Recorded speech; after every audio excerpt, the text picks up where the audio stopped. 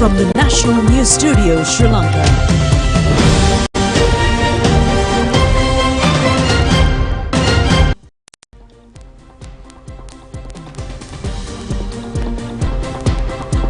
Good evening and welcome to the National News broadcast, bringing to you live from the National News Studios here at the Sri Lanka Rupavahini Corporation.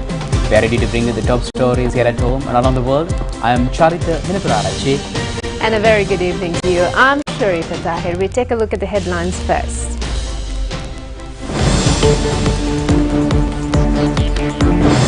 State Finance Minister says the bank interest rates may reduce in future. An agreement reached between the government and RM Parks INC to ensure uninterrupted fuel supply. Lanka Satosa reduces prices of 10 essential consumer commodities. Low pressure zone in northern Arabian Sea intensified into a cyclonic storm. Warnings issued for fishing community. 176,000 hatching eggs to import from Netherlands. Warnings issued over the threat posed by the mines uprooted in Ukraine dam disaster.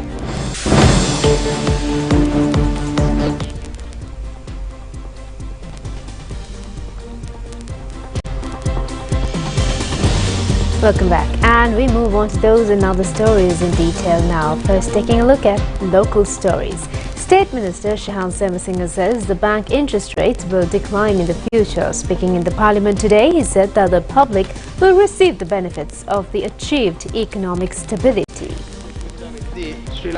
State Minister Shahan Semasinghe said that the Monetary Board reduced the policy interest rates on the 31st of May.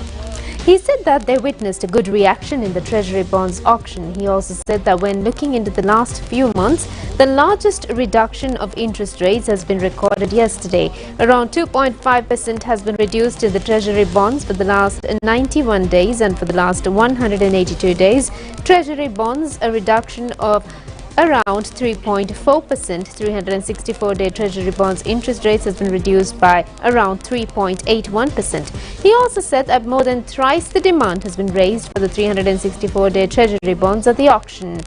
With that, the interest rates of fixed deposits has started to drop down initially. Also, he said that they expect a reduction in the new lending rates. State Minister further said that they are meeting the requirements of the program to revive the economic stability earlier than expected. He said that the reduction of inflation rates has also been a good factor in meeting the requirements. Government and RM Parks Incorporation signed a long-term contract today in a bid to ensure a steady supply of fuel in the country. The company will now begin the importation, storage, distribution and sale of petroleum products. In the presence of the President, Secretary of the Ministry of Power and Energy, Mapa Patirana, along with the Vice President of RM Parks Company, Justine Davies, formally signed the agreement. RM Parks Incorporation, in collaboration with Shell, aims to commence operations in Sri Lanka within 45 days after the issuance of the license. The current economic situation has hindered the Ceylon Petroleum Corporation and Lanka Indian Oil Company from importing fuel shipments as planned. Insufficient foreign exchange at the time of opening letters of credit and settling bills has exacerbated the issue. This development came after the ministry explored various strategies to overcome the challenges posed by the foreign exchange crisis and guarantee a continuous fuel supply to consumers. Consequently, the ministry sought solutions to mitigate these challenges, leading to the intuition of expression of interest from reputable petroleum companies. Following a rigorous evaluation process, several companies were shortlisted and invited to submit detailed proposals. After thorough consideration of the recommendations presented by appointed technical committees, the Cabinet granted its approval to award contracts to the selected suppliers. One of the main conditions imposed on the new suppliers entering the market is to facilitate the foreign exchange requirements on their own without relying on the local banks, and the companies are required to utilize their own funds to procure fuel through foreign sources within a period of 1 year since the commencement of the domestic operations. Previously, the contract agreement was reached with the MS Sinopec Fuel Oil Lanka Private Limited and its parent companies were signed on the 22nd of May. The National People's Power engaged in a protest in front of the Elections Commission, demanding today to conduct the local government polls. Many took part in the protest. The supporters of National People's Power arrived in front of the Election Commission in a rally and carried out the protest for nearly 1 hour. Party representatives Tilvin Silva, Bimal Ratnayaka and Sunil Handuneti, as well as National People's Power Trade Union representative, were present at this occasion. An order was issued by the courts preventing leader of the party, Anurukumara Dissanayake, and the protesters from entering the surrounding roads near the Election Commission. However, MP Anurukumara Dissanayake was not present at the rally.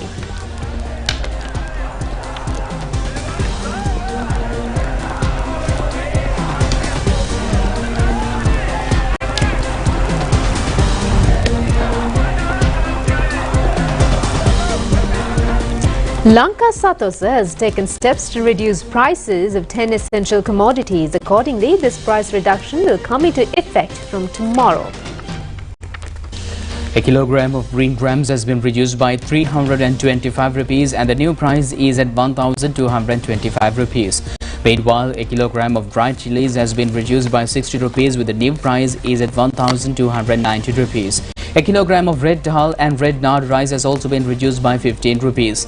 A kilogram of dried spreads, wheat flour and soya meat has been reduced by 10 rupees. Lanka Satosa has taken steps to reduce a kilogram of red kakul rice by 6 rupees, a kilogram of grams by 5 rupees and a kilogram of white sugar by 4 rupees. The examination department says preliminary measures related to the GCE ordinary level evaluation activities will be carried out in parallel to the GCE advanced level evaluation process. Examination Commissioner Amit Jasundara made these remarks during a media briefing held today. Examination Commissioner Amit Jasundara said that they were able to successfully conclude the examinations amid the immense challenges they faced. He also said that they are expecting to release the ordinary level results as soon as possible, as they are currently in the process of marking papers of the advanced level examinations.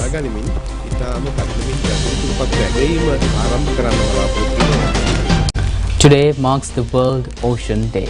The world's oceans, their temperature, chemistry, currents and life drive global systems that make the earth habitable for humankind. The concept was originally proposed in 1992 at the Earth Summit, UN Conference on Environment and Development in Rio de Janeiro, Brazil. The Ocean Project started global coordination of World Ocean Day starting in 2002. World Ocean Day was officially recognized by the United Nations in 2008. The International Day supports the implementation of worldwide sustainable development goals and fosters public interest in the protection of the oceans and the sustainable management of its resources. Oceans cover 3/4 of the Earth's surface, contain 97% of the Earth's water and represent 99% of the living space of the planet by volume.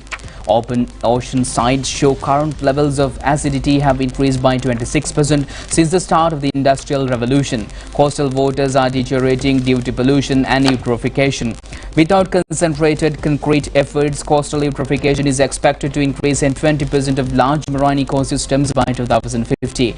Careful management of this essential global resource is a key feature of a sustainable future. Marine protected areas need to be effectively managed and well-resourced, and regulations need to be put in place to reduce overfishing, marine pollution and ocean acidification.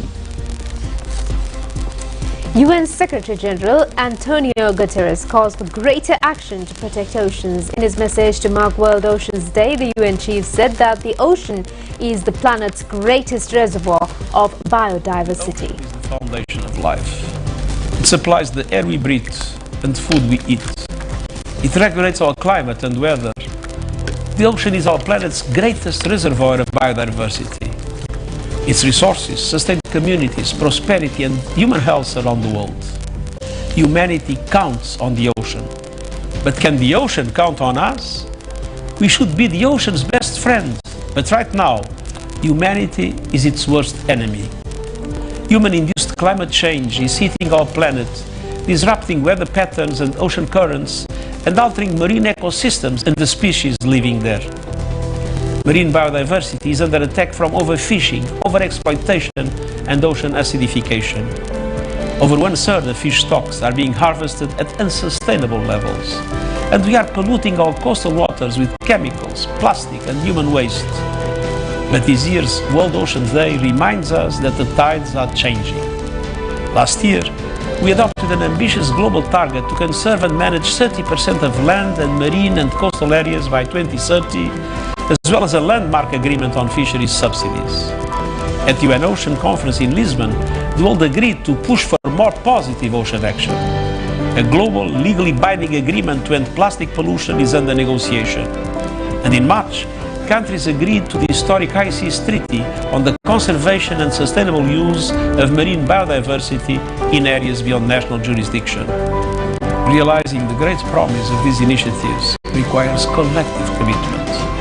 Sustainable Development Goal 14, to conserve and sustainably use the ocean resources, hangs in the balance. This World Oceans Day, let's keep pushing for action. Today and every day, let's put the ocean first.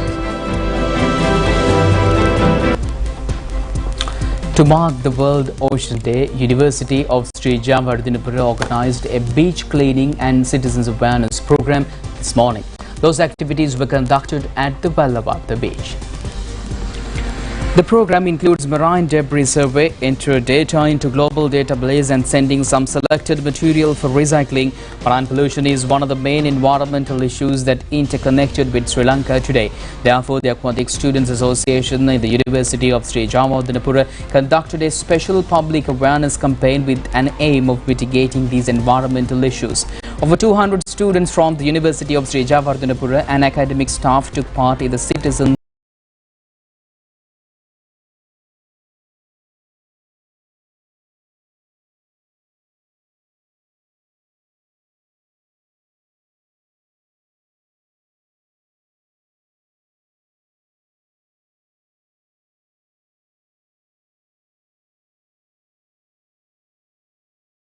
Oceans Day, and we have conducted a program which is a citizen science program, and in this program we are conducting marine survey, which is something beyond their usual beach cleanup. Here we are collecting all the debris and we are sorting them out, and then we are entering this data to a global data set. And also, apart from that, parallel to that, we have arranged a program to educate the public about minimizing the using of single-use plastic, and also about the impact of using single-use plastic to the ocean. So that's what includes in our program today.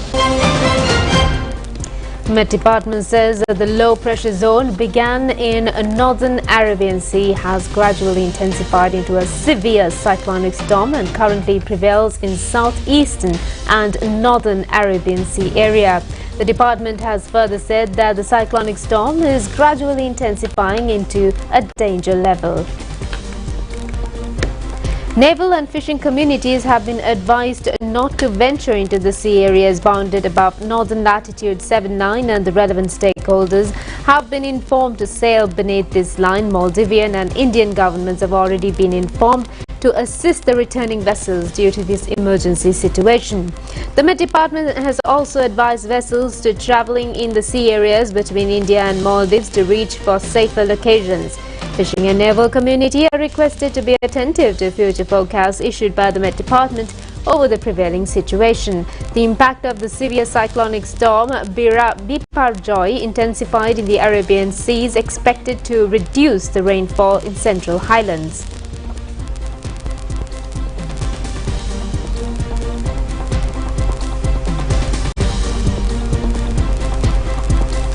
Met Department further said that showers or thunder showers will occur at times in Western and Sabaragamu provinces and in Gola and Mathura districts. Fairly heavy showers above 75 millimeters are likely to occur at some places in the Sabaragamu province and in Gol, Mathura and Kaluthara districts.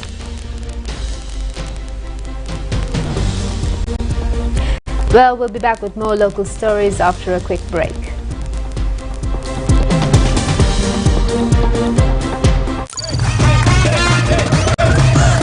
Cut the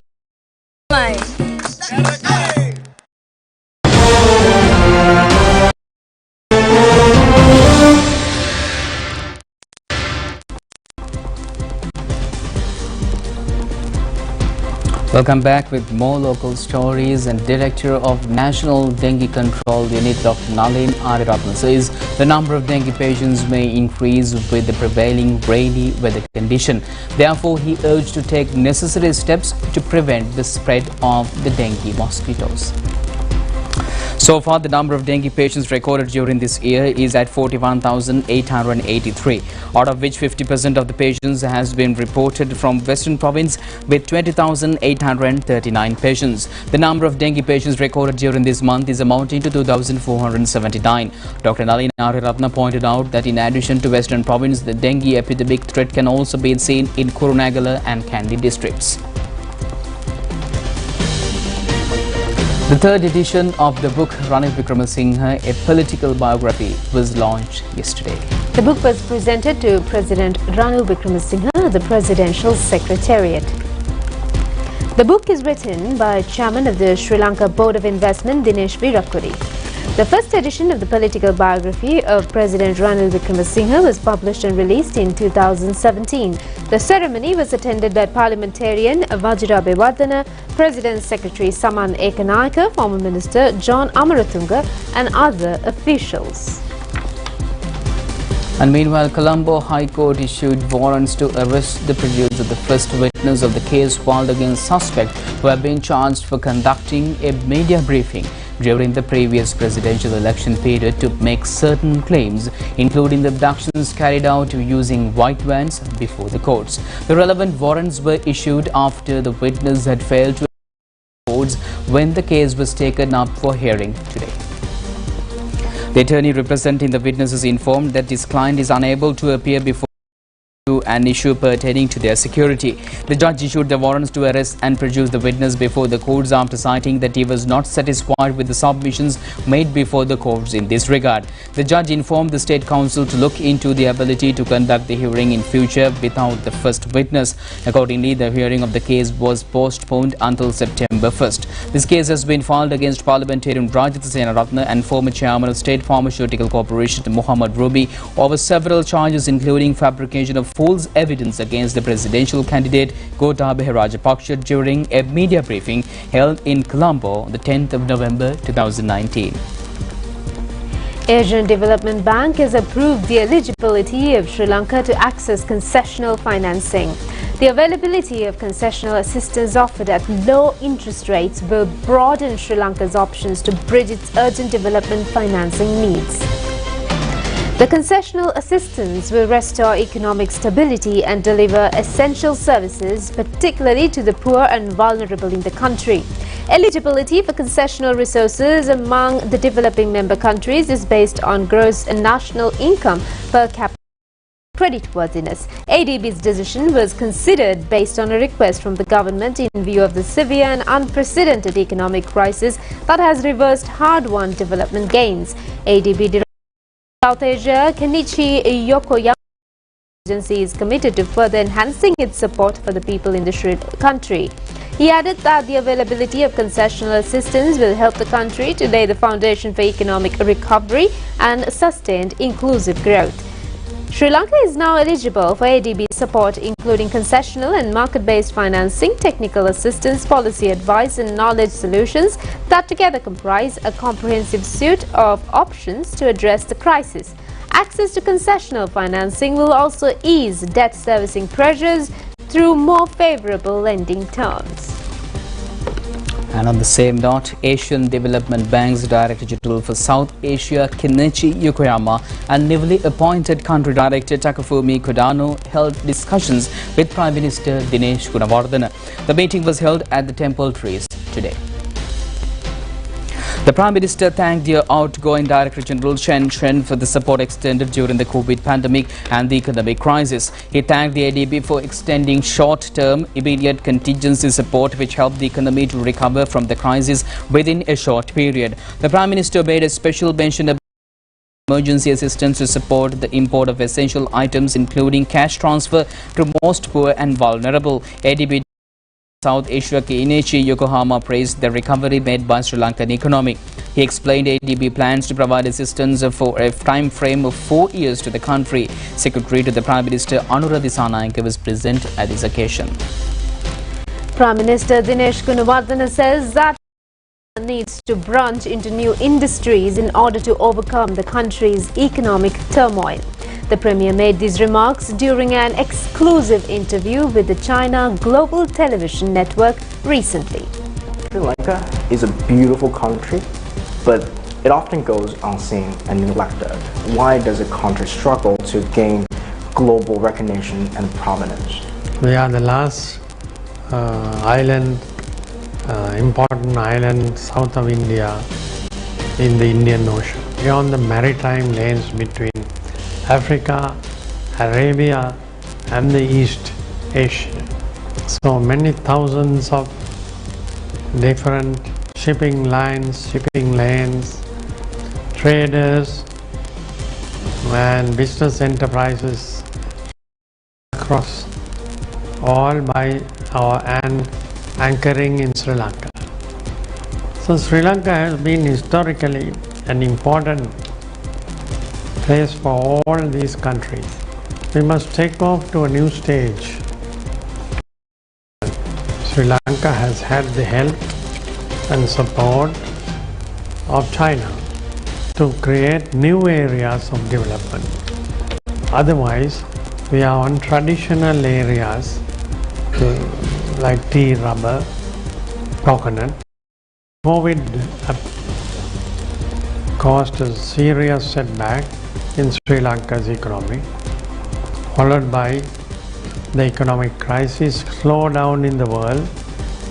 Slowdown means our exports were also dropping, and tourism also drastically dropped. The remittances of Sri Lankans abroad, working abroad, slowed down. This caused a major foreign exchange crisis for Sri Lanka. So now we have to plan well a progressive path of fast development on a sustainable basis to come out of the crisis plus reach a better economic growth. National Livestock Development Board has taken steps to import 176,000 hatching eggs from Netherlands. The aim is to provide hatchlings to poultry farms at concessionary rates. Attention in this regard was directed during a discussion held at the Ministry of Agriculture today. Measures will be taken to import 44,000 eggs per week within a period of 1 month. The importation of eggs mother hens to the country would delay the availability of eggs and chicken in the country to service the need of the industry. Accordingly, the chicks hatched from the import eggs will be provided for private sector poultry farms which were closed down during the COVID-19 pandemic period at concessionary rates. The fourth session of the Sri Lanka-Maldives Joint Commission was concluded yesterday. The session was held at the Ministry of Foreign Affairs in Colombo. The session was co-chaired by Minister Ali Sabri and Foreign Minister of Maldives Abdullah Shahid. The ministerial meeting was preceded by the meeting of senior held on June 6th. The Joint Commission focused on further expanding bilateral cooperation in a number of areas, including trade and investment, tourism, education and cultural cooperation between the countries. Both sides agreed to intensify the efforts to bolster engagement with a view to enhancing cooperation in these areas. Both countries recognized the importance of implementation of the existing agreements and agreed to pursue new agreements. The Joint Commission yielded several beneficial outcomes for Sri Lanka, including the possibility of expansion of cooperation in the tourism and fisheries sectors. An agreement was reached on facilitating trade and investments in the Maldives. The next Joint Commission will be held in 2025 in Malé.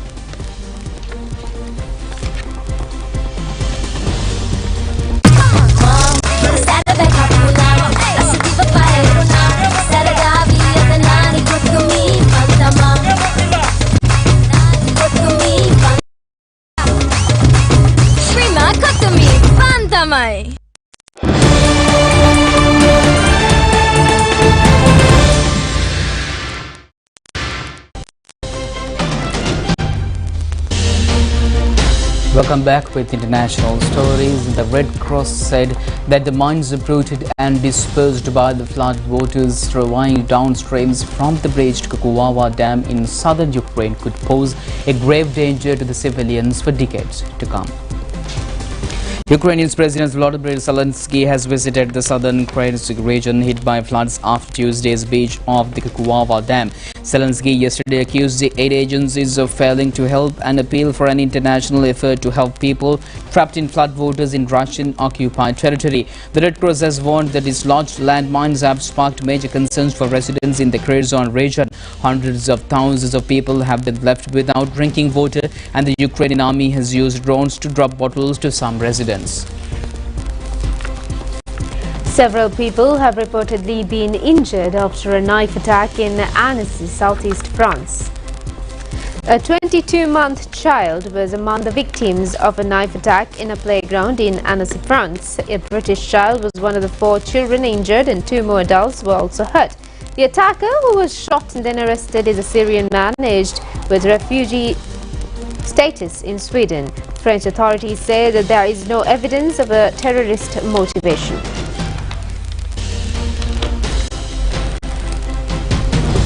A rascally giant panda was captured on camera rousing its playmate from a nap to wrestle and play at a breeding base in southwest China's Sichuan province. The amusing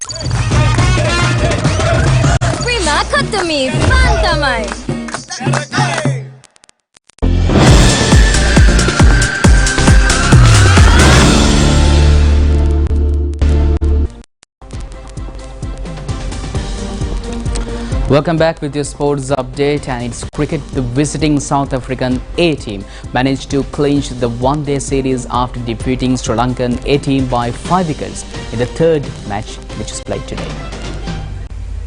The match was played at the Pallekele International Cricket Stadium. Batting first, Sri Lanka A only managed to gather 172 runs in 42 overs. Sahan Arachige scored 63. South Africa A chased down the target in the 35th over of their innings with 5 wickets in hand. NCC Moors, Colts and AS Capital clubs managed to qualify for the semi-final rounds of the Inter-Club T20 Championship organised by Sri Lankan Cricket. Accordingly, NCC will face against Moors in the first semi-finals, with Colts will face against AS Capital in the second semi-finals. The matches will be played at the Pisara Oval Stadium tomorrow. Anas Ahmed of Uba Province managed to win the men's singles championship in Karam at the 47th National Games. Suraj Madhuanta of Western Province was named runners-up. Tasmina Kavindi of Western Province won the women's singles championship, while E. Disanti won the runners-up awards in the category. The tournament was held at Torrington Indoor Stadium in Colombo.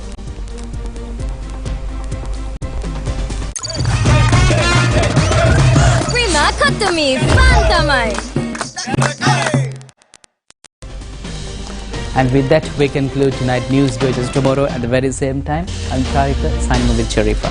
Stay safe. Good night.